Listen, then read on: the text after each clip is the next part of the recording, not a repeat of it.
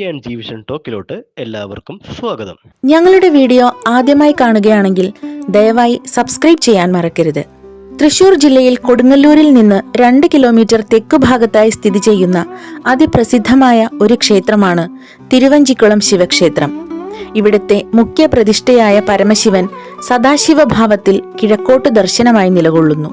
കൂടാതെ 33 ഉപദേവതകളും ഇവിടെ സ്ഥിതി ചെയ്യുന്നുണ്ട്. കേരളത്തിൽ ഏറ്റവും കൂടുതൽ ഉപദേവതകളുള്ള ക്ഷേത്രമാണിത്. ഇവരിൽ 12 പേർ ശിവന്റെ തന്നെ വിവിധ രൂപഭേദങ്ങളാണ്. കൂടാതെ പാർവതീദേവി, ദുർഗാ ഭഗവതി, ഭദ്രകാളി, ഗംഗാദേവി, ഗണപതിക്ക് 2 പ്രതിഷ്ഠകൾ ഉണ്ട്. അയ്യപ്പൻ, സുബ്രഹ്മണ്യൻ, ഹനുമാൻ, സപ്തമാതൃക്കൾ, വീരഭദ്രൻ, ചണ്ഡികേശ്വരൻ, നാഗദൈവങ്ങൾ, ഉണ്ണിത്തേവർ, ഭൃംഗീരടി, ചേരമാൻ പെരുമാൾ, സുന്ദരമൂർത്തി നായനാർ തുടങ്ങി വേറെയും ഉപപ്രതിഷ്ഠകളുണ്ട്. എന്നാൽ മഹാവിഷ്ണു ഭഗവാനോ അദ്ദേഹത്തിന്റെ അവതാരങ്ങളിലൊന്നിനോ ഇവിടെ പ്രതിഷ്ഠയില്ല എന്നത് ശ്രദ്ധേയമാണ്. കേരളത്തിലെ ആദ്യ വൈഷ്ണവ ക്ഷേത്രമായ തൃക്കുലശേഖരപുരം ശ്രീകൃഷ്ണ ക്ഷേത്രത്തിൽ നിന്ന് അല്പം കിഴക്കായാണ് ഇത് സ്ഥിതി ചെയ്യുന്നത്.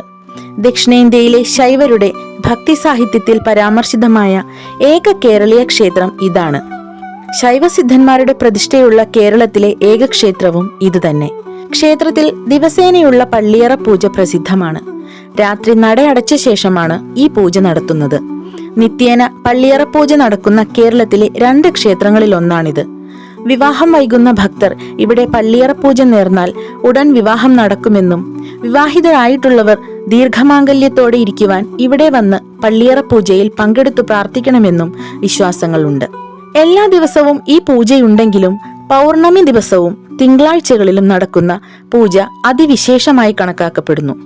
പൗർണമിയും തിങ്കളാഴ്ചയും കൂടി വരുന്ന ദിവസം അതിവിശേഷമായും കുംഭമാസത്തിൽ ശിവരാത്രിയോടനുബന്ധിച്ചാണ് ഈ ക്ഷേത്രത്തിലെ കൊടിയേറ്റുത്സവം.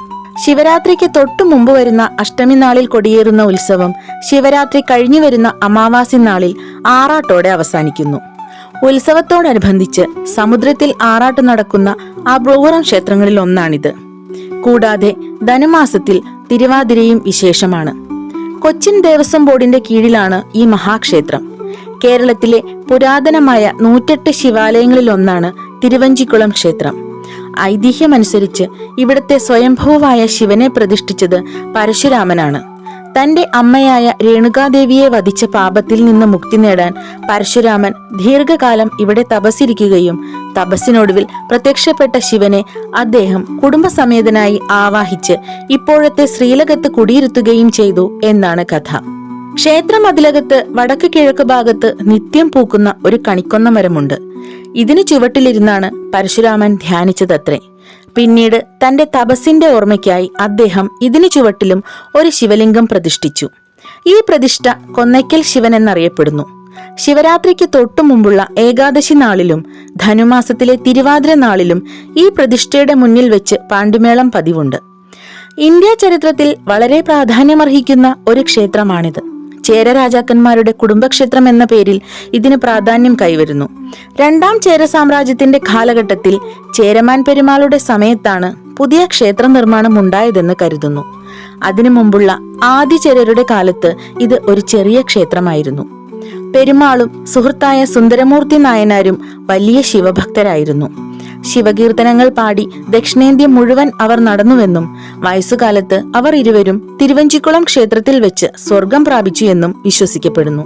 അവർ ഉറ്റമിത്രങ്ങളായതിനാൽ 2 പേരുടെയും വിഗ്രഹങ്ങൾ ഒരേ ശ്രീകോവിലിൽ കാണാം. കർക്കിടക മാസത്തിലെ ചോദ്യനാളിലാണ് ഇരുവരും സ്വർഗാരോഹണം ചെയ്തതത്രേ. സുന്ദരമൂർത്തി ഐരാവതത്തിന്റെ പുറത്തും പെരുമാൾ കുതിരപ്പുറത്തും സ്വർഗത്തിലേക്ക് യാത്ര ചെയ്തു എന്നാണ് ഐതിഹ്യം. ഇന്നും ഈ ദിവസം ക്ഷേത്രത്തിൽ അതിവിശേഷമായി കൊണ്ടാടപ്പെടുന്നു. AD 7ാം നൂറ്റാണ്ടിൽ ജീവിച്ചിരുന്ന ശൈവസന്യാസിയായിരുന്ന സുന്ദരമൂർത്തി നായനാർ ഈ ക്ഷേത്രത്തിൽ വെച്ച് ശിവന്റെ കീർത്തനങ്ങൾ പാടിയെന്നും ആ സമയത്ത് ശിവൻ പദം ചേർത്ത് നൃത്തം ചെയ്തു എന്നും ഭഗവാന്റെ ചിലമ്പൊലി ക്ഷേത്രത്തിൽ അങ്ങോളം അലയടിച്ചു എന്നും ഐതിഹ്യമുണ്ട്. ഇതിന്റെ സ്മരണയ്ക്കായി ക്ഷേത്രത്തിൽ നടരാജമൂർത്തിക്ക് സവിശേഷമായൊരു പ്രതിഷ്ഠ നടത്തിയിട്ടുണ്ട്.